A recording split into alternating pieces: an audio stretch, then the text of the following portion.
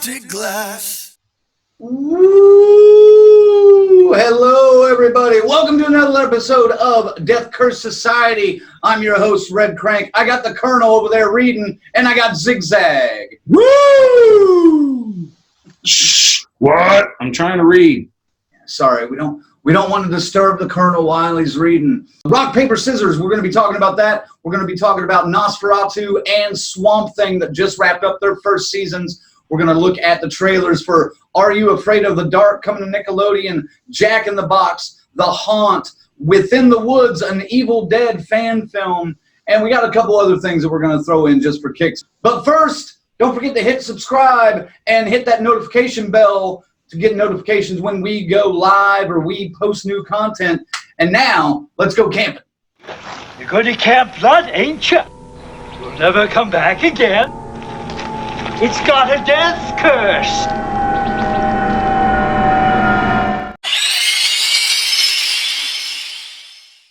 Our Let's Go Camping topic this time around, of course, is the Colonel's biggest wet dreams, scary stories to tell in the dark.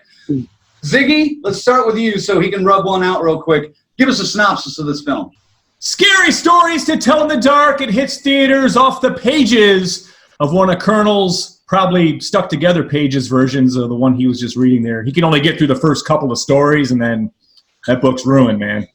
Yeah, but it made it to the big screen, and let me tell you, I was not, a big follower of this book. I'm a little older, as we all know. I'm the old man of the group here, But I was very aware, as I've said before, of the images, the creatures they came up with in those books and the stories.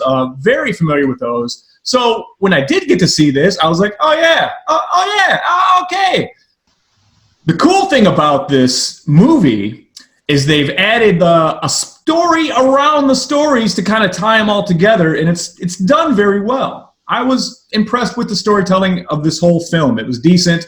Of course, you got Harold, the Pale Lady, the Big Toe, the Red Spot, and the Jangly Man. But I'm going to stop there. I'm saying I enjoyed it, but let's no further ado, let's send it to the Colonel. Thank you, Zach. Thank you. So as many of you know, Scary Stories to Tell in the Dark was my most anticipated horror film of 2019, and I did not walk out of the theater disappointed. The drawings by Stephen Gamble of the monsters looked like they came right out of the page onto the screen. They did a wonderful job with that.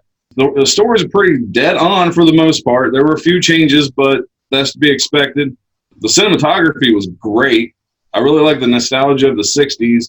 They're talking about Vietnam in the background as the movie's going on and this and that, and you find out more about a certain character later on in the film. I'm going to completely spoiler-free review, so I want you guys to go see this film.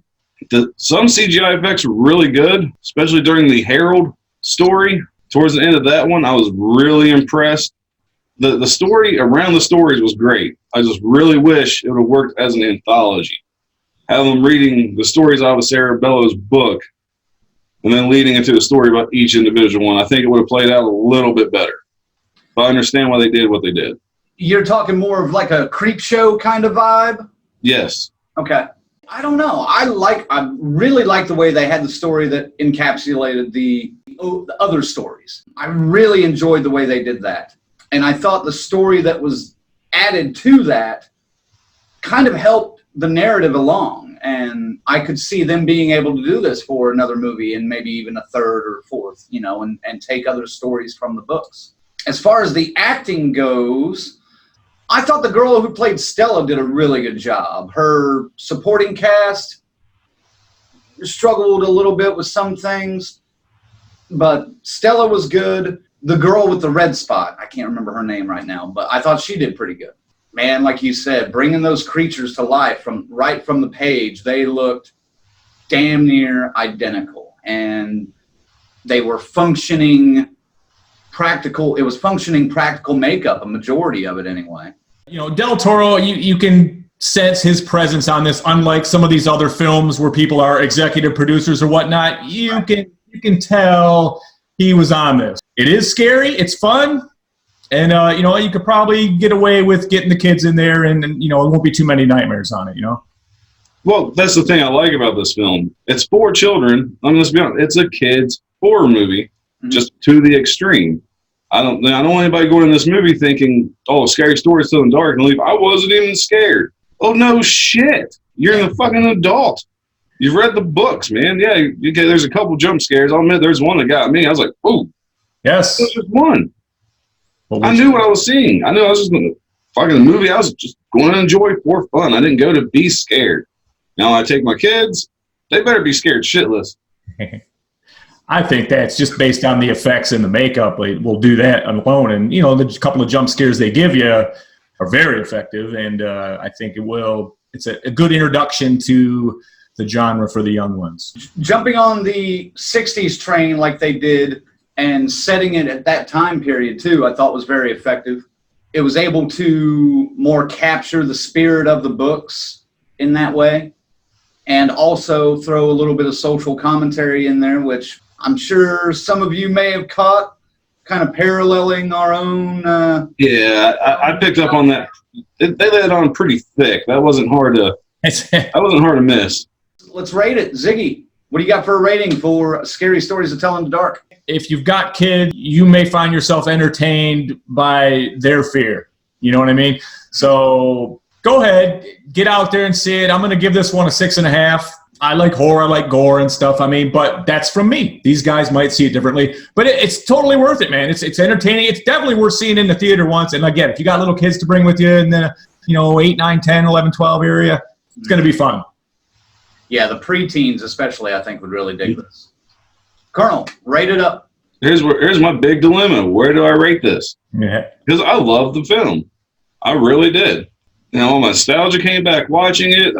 I'm telling you, I felt like a kid again in that theater by myself. Mm-hmm. Love this movie.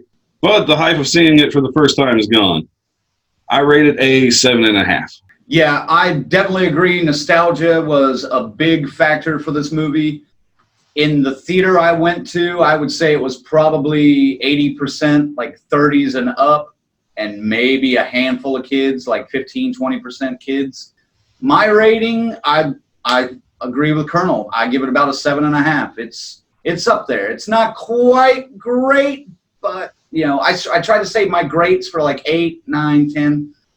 But it's pretty damn good, guys. So if you haven't checked it out yet, it's still in theaters. Go now, so we can get a sequel, because they did. I'm not spoiling anything here. They do set it up where a sequel is possibly coming. The way they did it too, it's like kind of, how do I say it? The story around the stories continuing. You know what I mean? I'm sure it will lead to other books in there, like I said, but they're actually going after some things that happened in this movie. So it's cool. I'm interested to see where they'll go with that.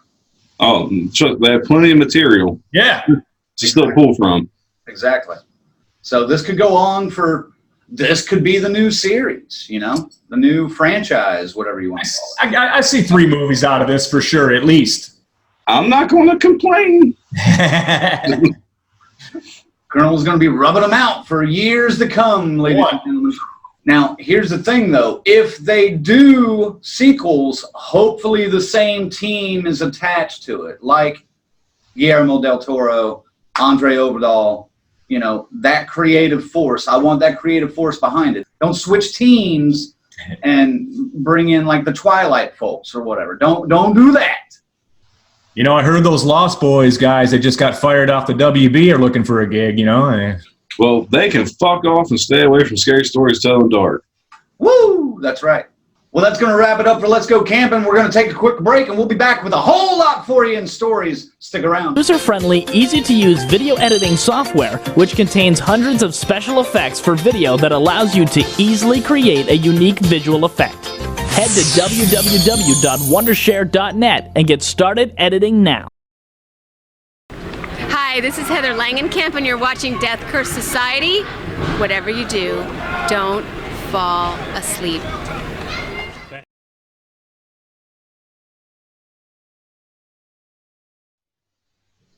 All right, welcome back to Death Curse Society, guys. We got a lot to talk about, so let's get to it. It's time for some stories around the campfire. I don't want to scare anyone, but I'm going to give it to you straight about Jason.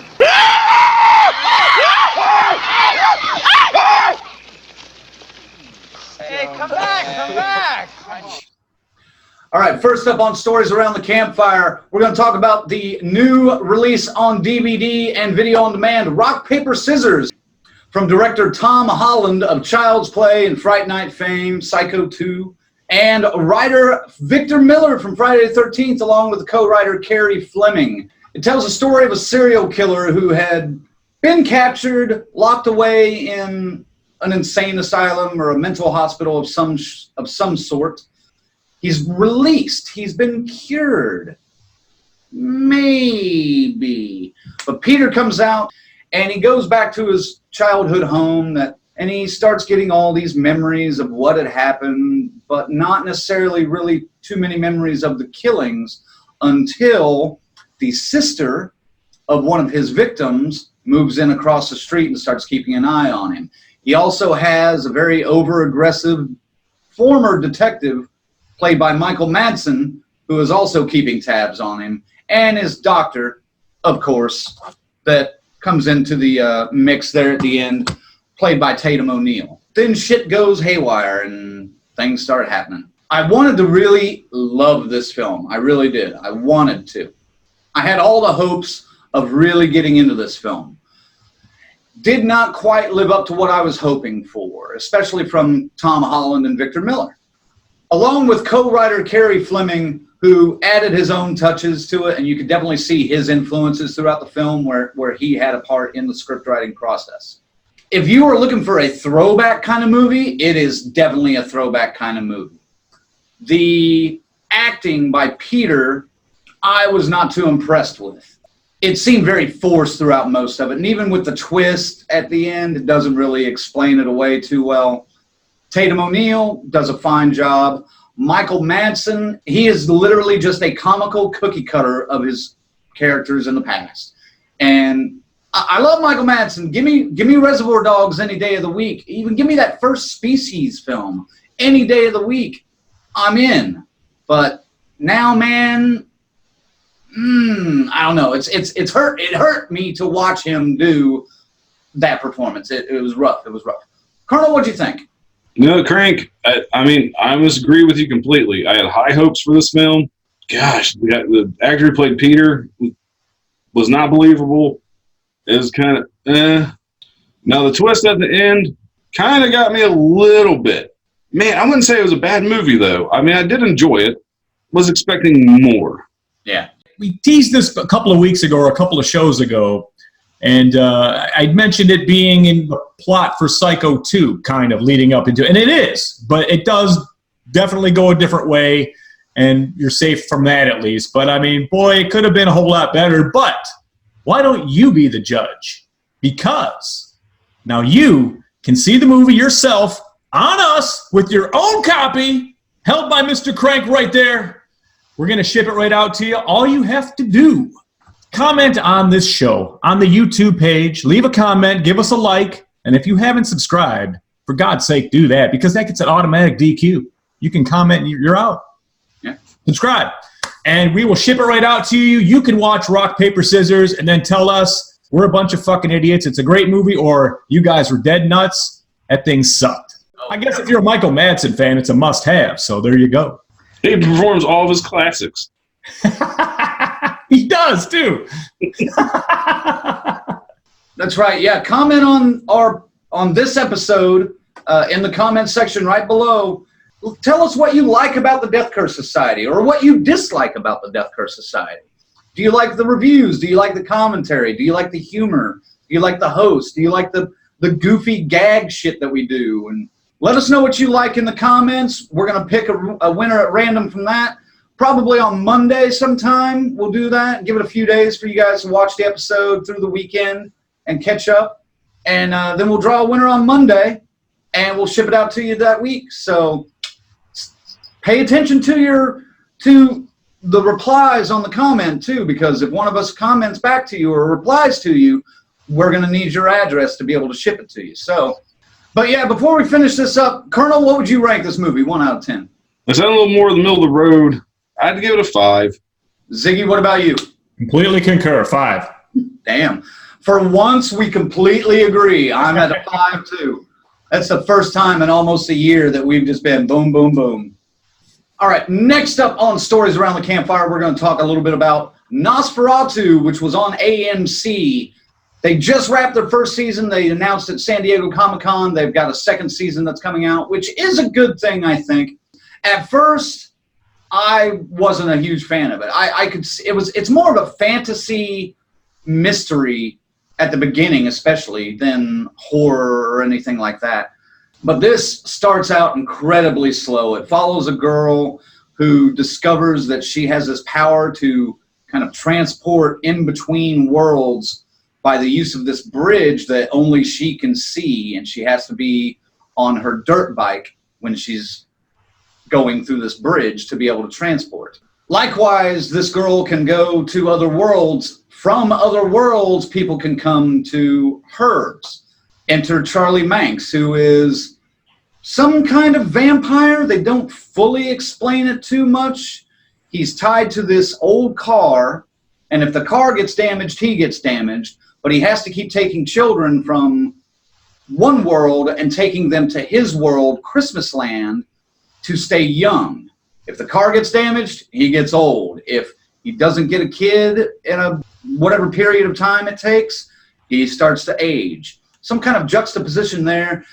Charlie Manx, played by Zachary Quinto, very good, and Ashley Cummings as Vic McQueen does a phenomenal job showing a wide range of emotions, from dealing with kind of weird, crazy parents, falling in love, finding a couple of guys that she likes, dealing with Zachary Quinto's Charlie Manx. She does a great job.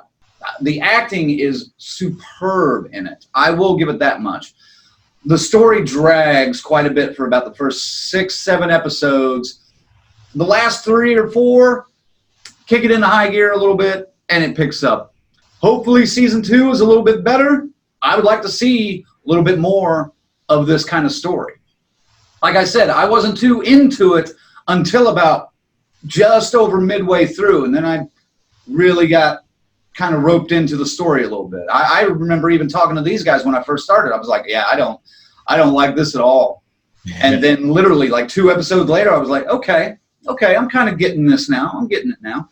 So check out NOS4A2. You may be able to find it on demand on AMC. I do know the first season is available on Shudder for those that subscribe to that. So check it out and get into it and get ready for season 2 coming out probably next year.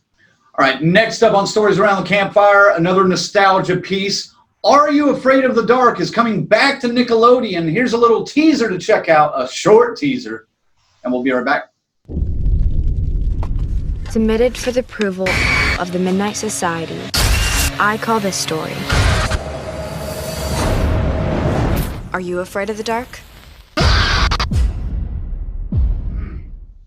So that's the teaser for Are You Afraid of the Dark, coming to Nickelodeon again. Colonel, this seems up your alley. This was the highlight of my week, every week through my childhood, for Saturday night to catch a new episode of Are You Afraid of the Dark. It was fucking phenomenal. I have the bootleg DVDs. I still watch it with my kids today. They enjoy it for horror. I enjoy it for nostalgia and how shitty we dressed back in the early 90s and the fucking bright-ass windbreakers and shit. Yeah. God, that was fucking awful.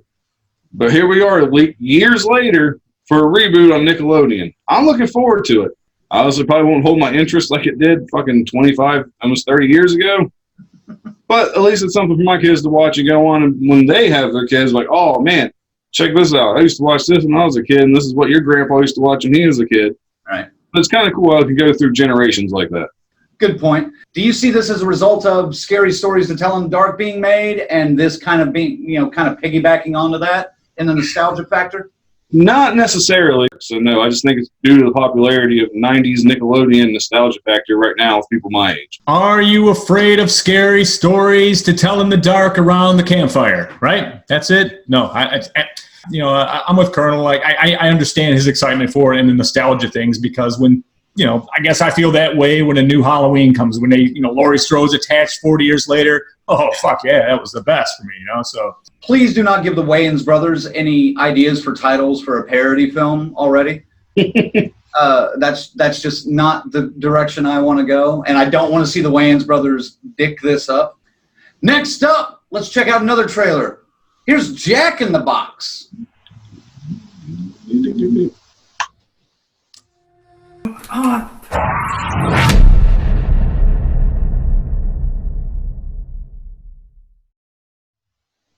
So that's the trailer for Jack in the Box. Ziggy, thoughts? It appears we're capitalizing on the Annabelle kind of thing. It looks interesting, though. I kind of like the possessed box. I kind of like the concept where they mention back in the good old days they used to take a possessed spirit and lock them in the Jack in the Box. That was a vessel to hold an evil spirit. So why not? You know, let's bring it into modern times, and you open the box, and here's Jack in the box. But he's a 7-foot scary-ass clown with a big sickle and shit's gonna gut you. So yeah, I mean, this could be good. It could miss. You know, again, I'm not afraid of clowns, but it's not a mainstream feature. This is more of an independent. It looks like kind of like the second tier up, not like the bottom tier, but looks like it's shot well. Looked pretty moody. Looked pretty terrifying when the thing's crawling out of the box. It's got 3 claws and shit. So yeah, man, Jack in the Box. I'll give it a shot. I'll be honest with you. This movie looks stupid to me. I'm gonna watch it. I'm gonna watch it. It looks like too simple of a gimmick to turn into a movie. Right now, that's all I'm going to say. Prove me wrong. We could be seeing here, this could be a classic example of everything that's cool is in the trailer. This is suspect 100% for this kind of movie, but I digress. We will watch it. My initial thought after seeing the trailer was, man, it would have fit perfectly with those straight-to-video 90s films that we all remember, Rumpelstiltskin, Pinocchio. Like, it just reminded me of one of those films. And what is it with the French making all this scary shit? Ah, the French. So they trap demons, we're going to assume demons, and a Jack in the Box, while they also have toy makers create puzzle boxes to open the portal of hell. Viva les France. Line reference. Oh, you guys don't get that reference very often. I got you. I had to, because no one ever talks about Bloodline. I think that's a pretty solid film compared to the fucking rest of them that came after it.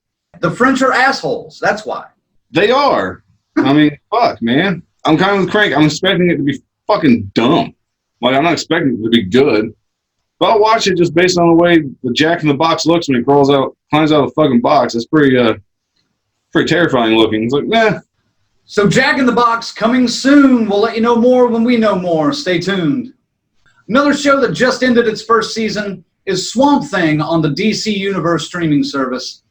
Here's the bad thing. It ended its first season, and that's it. No more. It got canceled right after the first episode dropped, and here's the problem I have with this. DC Universe, are you listening? You fucked up. You fucked up big time on this one, because this show was damn good. I enjoyed almost everything about this show. It's pretty much all CGI special effects. That's the one bad thing about it. Story is solid. The writing, it makes you give a shit about these characters damn near immediately. And that's one thing that I kind of liked about it. The acting is great in it. Crystal Reed from Gotham, that hottie, plays Abby Arcane. And she's just glorious to look at anyway. Derek Mears is the Swamp Thing. He does a good job in it. You got Virginia Madsen. You got Jennifer Beals still looking and doing a good job. And you got Will Patton playing a bad guy. Woo! You can't ask for much more with that kind of a cast. DC, you fucked up. You fucked up big time on this one, and I'm not going to let you forget it. In fact, here's the thing, kids.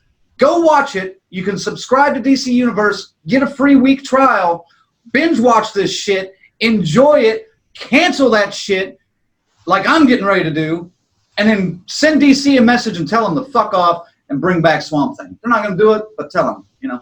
It looks good, man. I agree with you on everything, and I love the scary moodiness of it and all that when they're in the swamps and going around. It feels like a fucking horror movie. It's great. But, dude, this show, I like my protagonist, if he's the title character, to be in there. You know what I mean?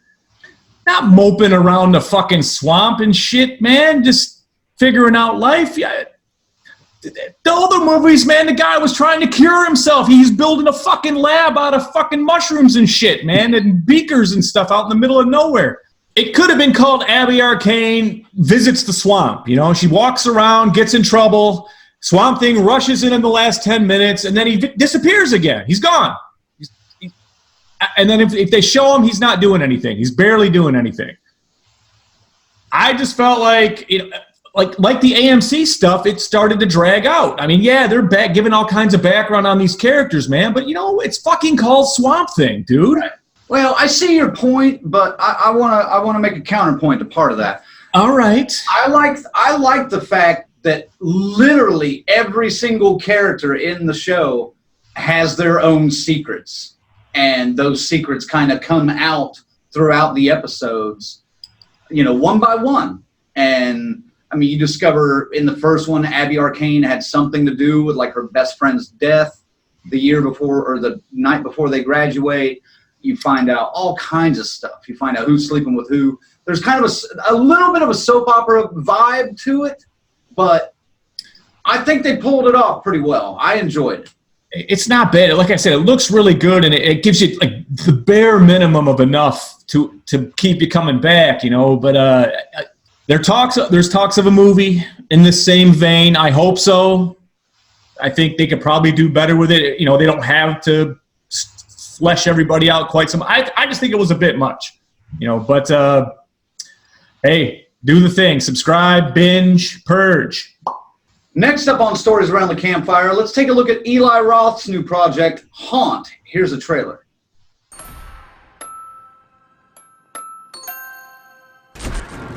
This cannot be ignored.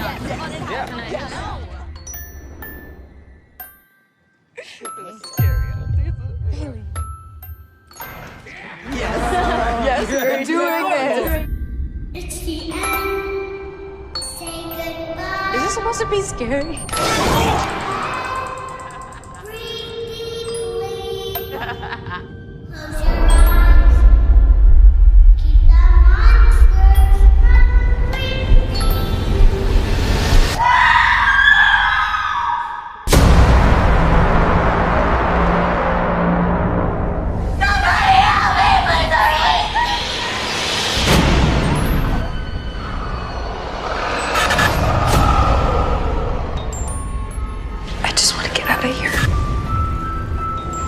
We just want to leave. What's happening?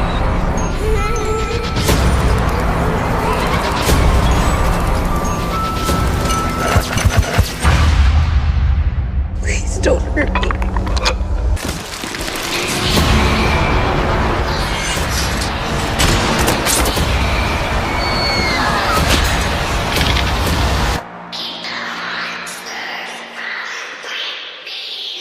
Do you want to see my face?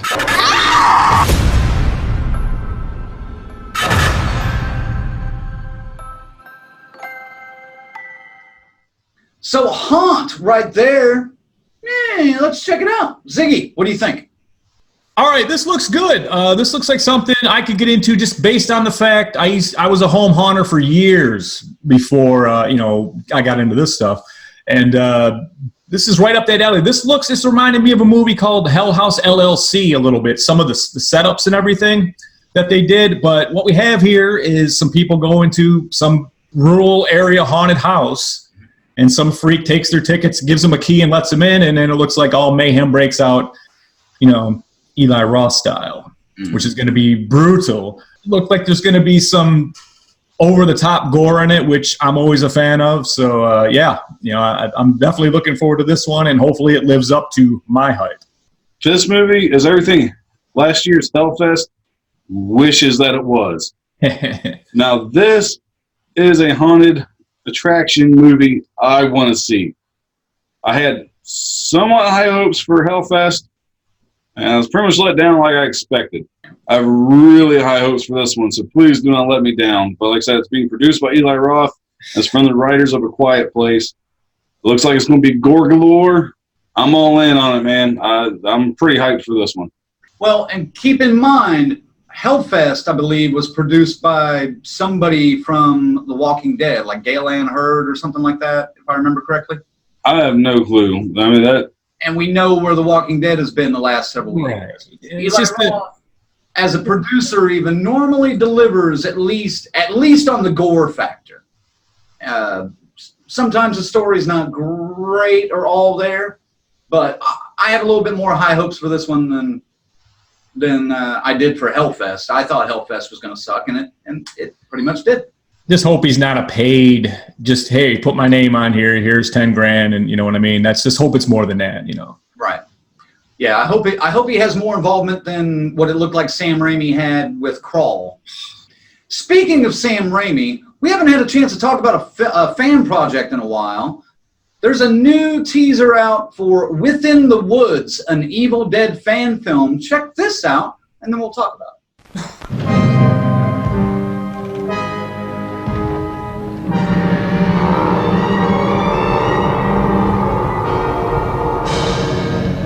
Now my wife and I have retreated to a small cabin in the solitude of these mountains. I believe I have made a significant find in the Kandarian ruins. Naturam de Manto, roughly translated, Book of the Dead. It is through recitation of these passages that the demons are given license to possess the living.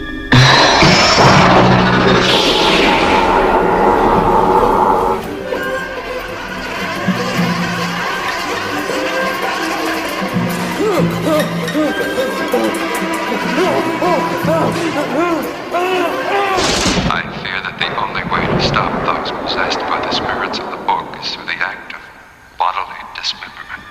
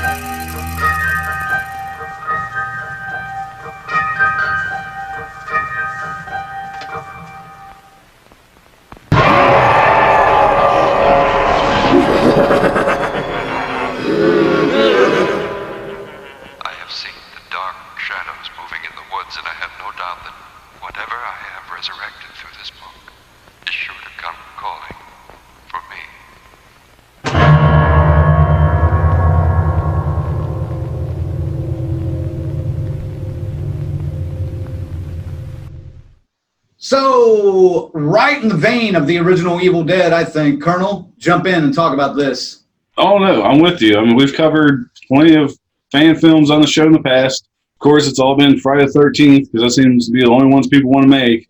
Now we have a fan film for The Evil Dead. I say The Evil Dead specifically because this fan film looks like it's really, all right, we're just going to reshoot this scene from this film.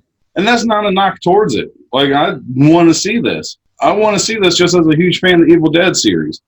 I want to see what they could do with it. I mean, the blood looked good. The makeup looked good. I could have done without the filter over the screen, make it look like it was an old VHS tape. Right. That's a minor complaint. I mean, if this thing ever sees the light of day, I'm more than ready to watch it. I'll give them a view. I'll give them a thumbs up, and we'll see what happens. Hopefully they just use that filter for the trailer and they don't do that for whatever the length of the full feature film or the full fan film is, because that will get old real quick. Ziggy, what did you think of it? It's going to be on the whole film because that's how the original one was in the theater. Believe it or not, that's how that fucking thing looked, you know, in 1981. Yeah, but not quite that clearly filter. You know. My gut was watching that is the finished product, and that's probably the way it's going to be. Hopefully, maybe they'll tone it down a little bit as it goes, but it looks good. I mean, for a fan film, we asked for it. We said, how about Evil Dead? How about, you know, do some of these other movies, you know, as a fan film? And here we go. But as Colonel said, it looks to be a shot-for-shot remake. They took the damn voice from the film, you know, on the tape. Yeah. It's the same one. Yeah. And, some of the attacks were the same, set up the same way. The makeup looks pretty good. I thought the one in the cellar looked a little puffy, but I'm not knocking it, because this is an independent fan film, and that's how it's supposed to be. Can't wait to see it. It should be, I don't think it's going to stand in there with, the other films, but you never know, man. It looks like they spent some time on it, and I hope it's not shot for shot. I hope there's some different things in there. It looks like a couple of things were different, almost like Evil Dead 2. A couple of sections in there could have fit in there, but hey, man, fan films, we encourage it. Bring it on, and we'll let you know how this one is as soon as we can see it. It's a different kind of fan film. It's not just a Friday the 13th fan film.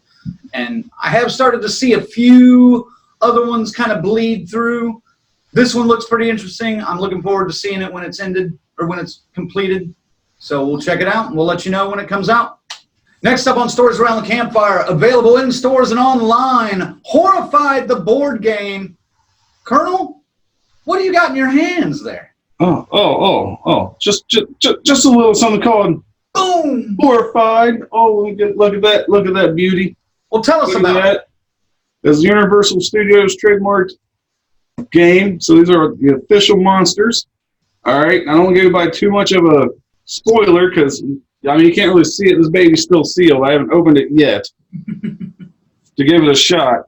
But what sold me on it was that essentially you get to form your own monster squad and defeat the Universal monsters. Yep. That's the only selling point I needed. Fuck yeah, I can run around like Rudy. Well, I think Rudy, but more like Horse. Take down, the Creature, Dracula, Bride of Frankenstein. They're all there. Invisible Man even. Does he have a thing? Yeah. You just can't really see it, but like I say, you get Wolfman, Dracula.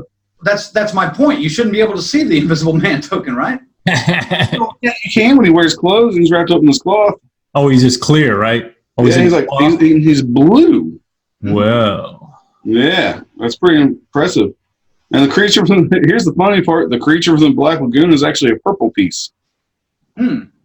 Interesting.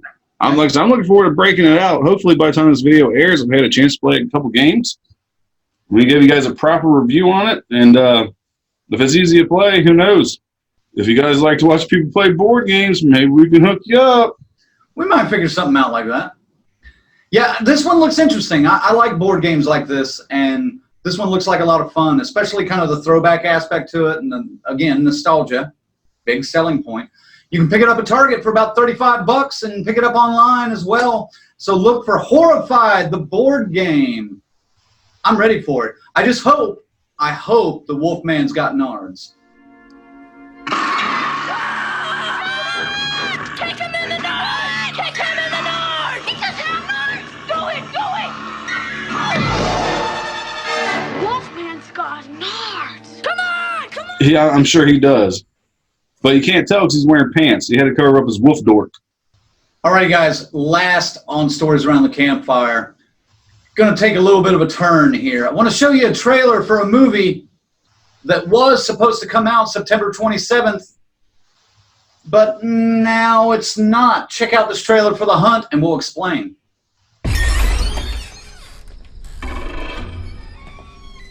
Hey there. Help you? What state is this? Sorry.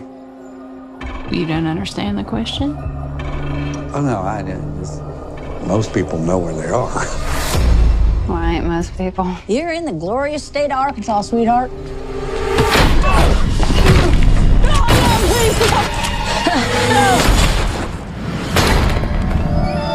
How'd you know they was lying?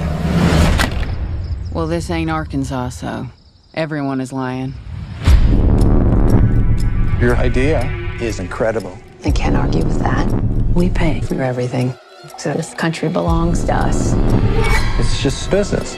Hunting human beings for sport. They're not human beings. Every year, a bunch of elites kidnap normal folk like us. Where'd they get you from? Wyoming? Mississippi? Orlando. And hunt us for sport. Hurry up. So it's true. We're being hunted. Hey, what am I gonna wait? What is happening? Put him in the back with the rest. Gonna take a freight train down at the station. I don't care where it goes. Now they can't see us. You just told them we're here. What was that? I think that was a rifle. Come on, everybody get out of here! Jesus, come on. Who are these people? How are they getting away with this? Oh, can't you see? You have no idea what you're up against. They're playing you. They'll tear you to pieces. We'll see. Of all the people you kidnapped, of all the people you killed, you picked the wrong game. Lady, you're crazy.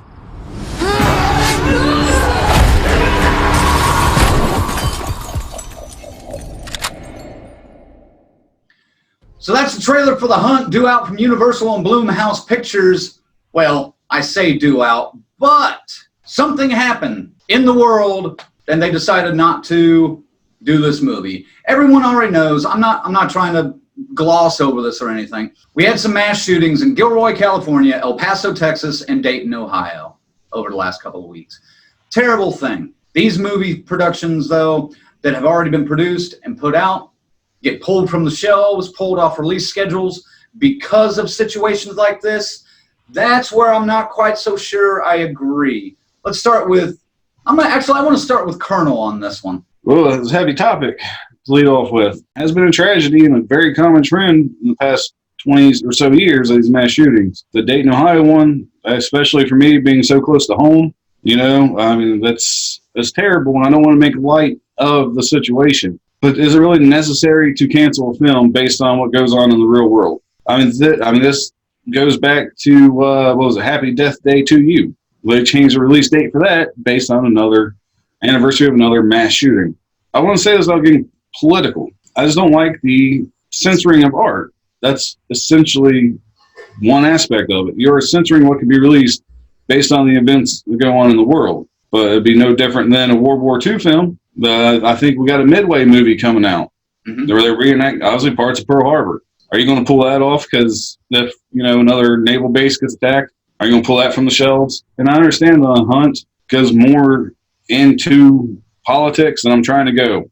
That's something I'm trying to avoid pulling out. But the basic plot is you have all these strangers from red states round up, dropped off in the middle of nowhere, and they're hunted by liberals. And unfortunately, like most horror films, even though I think this would be more of a thriller, it comments on our times. Unfortunately, right now, it seems like both our political parties are at war with each other, and we can't get anything done. Mm-hmm. So this kind of speaks to the Republicans. All the Democrats are only going after us because blah, blah, blah, blah, blah, blah, blah, or the Democrats going, well, the Republicans are after us because of blah, blah, blah, blah, blah. So it's bullshit, but whatever. Why do we need to cancel a film due to all this? That makes no sense. The only thing that I could think that makes sense was maybe this movie wasn't testing very well with their test audiences. I'm going to be real cynical with this. Controversy sells. I think more people are willing to watch this movie once it's released to say just straight to DVD or streaming than they would be willing to go see it when it hit the theaters. I don't know. I'm just being cynical because this is America. As a capitalist economy, it's all about making a buck. I mean, I just don't know where else to go with it. I mean, how you got Walmart taking out advertisements for violent video games, but yet they still sell guns. That's upside down world right now, man. It's just the culture we're in is just fucked.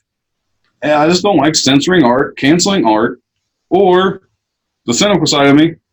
Fuck it, let's make it controversial sake and make an extra buck. Ziggy, you want to jump in on this? I know you got. I don't think Colonel's too far off. What his scenario is absolutely plausible because that's exactly what somebody would do, like in that scenario. And he understands as well that people are going to go watch it now with the controversy just to have something to bitch about in this day and age. So, I mean, that's another factor to look into it. But my problem is, I could give a fuck who's hunting who in the movie or why. The problem is politics superseding freedom to create art and express yourself that way. That is a huge problem. That's taking away something that should never be taken away, and that's got to be stopped. So I hope it gets released. I don't care. You know, I mean, I'm not, that message is not going to be responsible. That movie, that plot, that story has got nothing to do with anything going on in the real fucking world. So for what it's worth, man. One of my favorite films growing up, and still one of my favorite films, it's a little film called Surviving the Game, starring Ice-T, Rucker Hauer, Gary Busey. That was a solid film. Let's take a deplorable under false pretenses. Hey, we're going hunting. You're going to be our guide. You're going to help us out. Feed you a nice breakfast. And, you know, get the fuck out of here. We'll give you 30 minutes. We're going to hunt you. This movie has been done before. Right. It wasn't a big deal in the 90s. No one gave a shit. It was a good action film. I don't remember any controversy behind Surviving the Game. Well, I also don't think there was a whole lot. I mean, it wasn't Surviving the Game wasn't necessarily steeped in so much political ideology as this one seems to be. I think it was just a loosely written, you know, hey, we've got Ice-T, we're going to give him a 30-minute head start, and then Gary Busey is going to hunt him, you know? And that was basically kind of the idea. The movie actually looked pretty interesting, regardless which way you lean. Yeah, it's gonna attract more of the liberal crowd, more than likely. It's almost too much political stuff shoved in your face in this film, from what I can tell from the trailer. Almost too much. I still don't like the idea of them just yanking it off the shelf, though. I want to take you guys back a little bit. Around 9/11, we were due to have a new Spider-Man movie from Sam Raimi. Again, we get to mention Sam Raimi again. And the trailer was about to show up, or had shown up in theaters, like right before 9/11. And it was this great trailer. It wasn't even a scene from the movie, really, about a bank robbery. They escape in a helicopter. The helicopter gets captured in the web. And when the camera zooms out, the helicopter is suspended in the web between the Twin Towers. Beautiful shot, set up the movie so well, and gave nothing about what the movie was away. I don't even think you saw Tobey Maguire in any of that trailer. Nope. So another thing that happened was there was a scene in the pilot episode of 24 on Fox with Kiefer Sutherland that was about a plane exploding. And they pushed back the release of 24 by 4 months or something like that. I think it dropped in January instead of, because it was supposed to debut like the next week or 2 weeks after 9/11. And they pushed it back 4 months to January. They finally released it.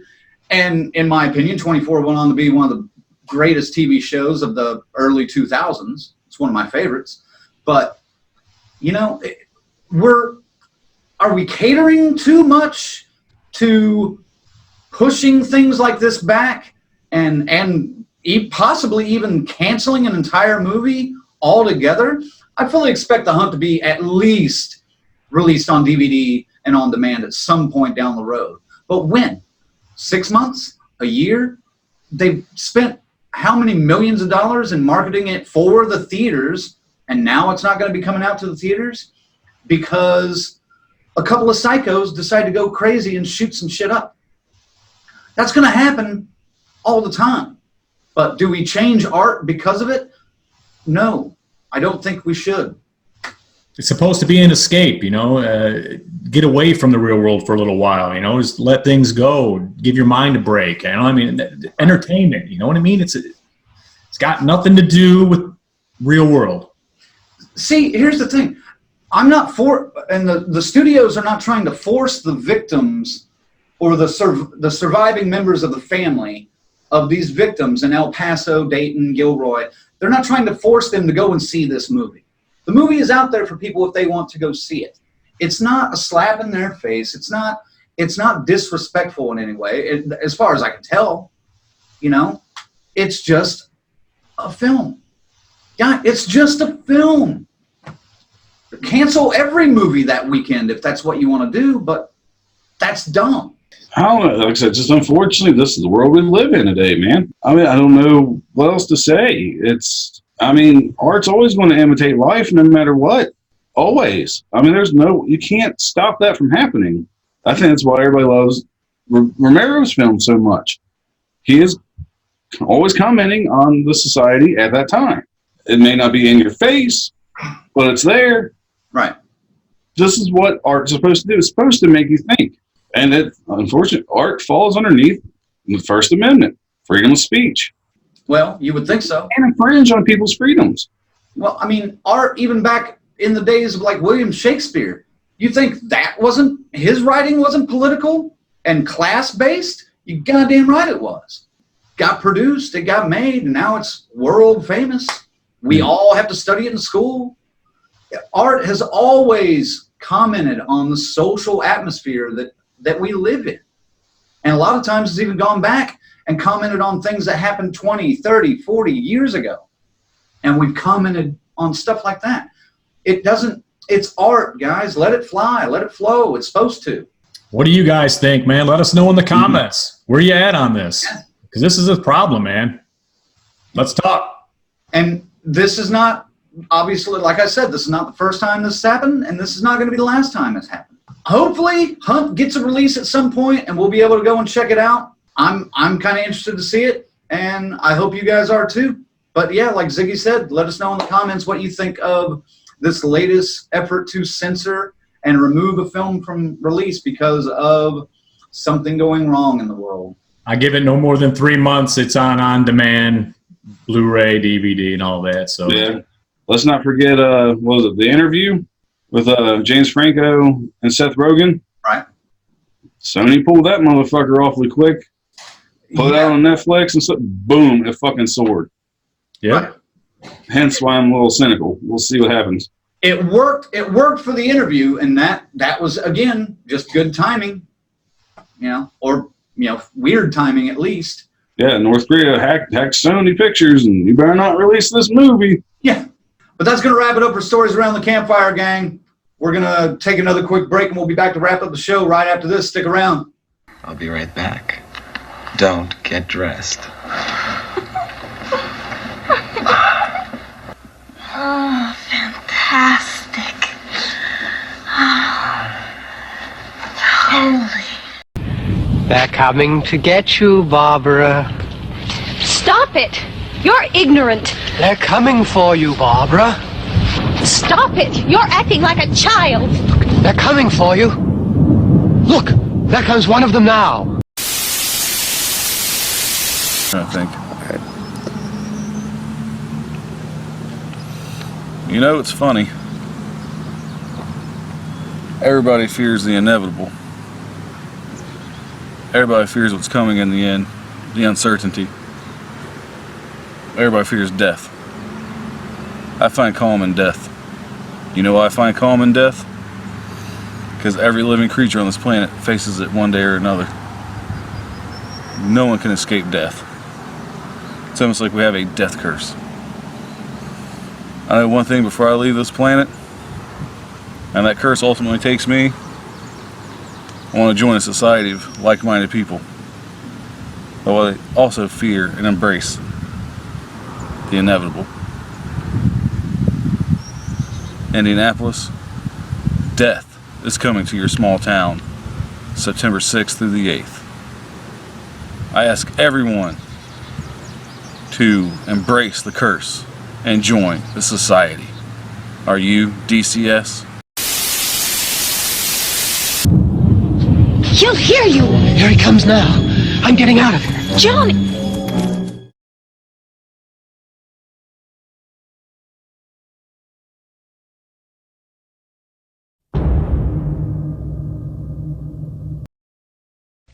Are they slow moving, Chief?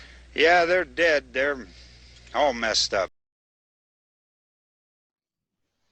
Welcome back, gang. Thanks for sticking around for us this entire time. We're going to wrap up the show real quick. Colonel, send them out.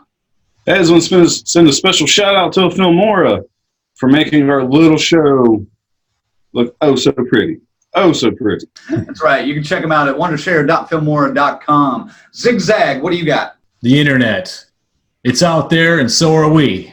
DeathCurseSociety.com. We've got the Instagram, the Twitter, the Facebook. and YouTube, of course. That's where we need your subscription, and hit that notification bell. You'll catch up on all the content we drop almost daily. Hell yeah. And if you guys want to be DCS just like us, you can check out and get yourself one of these DCS t-shirts right here. They are available in small to extra large or $20, and then 2X to up to 5X, $25 for the Mortal Love tax. Send your money to paypal.me/zigzagisdcs and drop an address on there, what size you want. He'll ship you one right out. Our next episode will be August 29th. We're going to be checking out the new movie Ready or Not, which drops in theaters August 21st. Yes, a Wednesday, an early release for a movie. Go figure. So until then, stay tuned for the next one. For the Colonel, for Zigzag, this is Red Crank saying DCS out. See you next time. Out. DCS out. Ooh. What? There it is.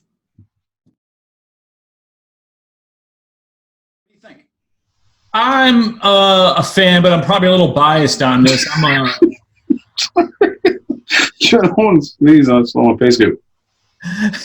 You can't hold it, man. Look at you. Stories around the campfire, scary stories to tell around the campfire. This movie, these guys scary stories to tell in the dark. Yeah, not scary stories to tell around the campfire. Why did I write that? I literally gave you. It was right there. Oh, yeah. Well, it's not a great film. Right. Sorry. Ready. Blooper reel for that one. Oh, yeah. All right. God damn it. I heard you breathe when I did that, and I was like, he's going to do it again. No, I was kind of holding one down. I'm a professional, goddammit. Okay.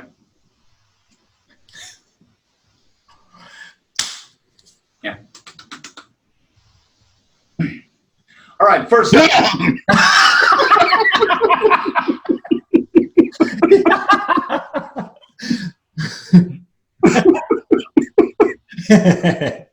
Yeah. Ain't nothing but a G thing.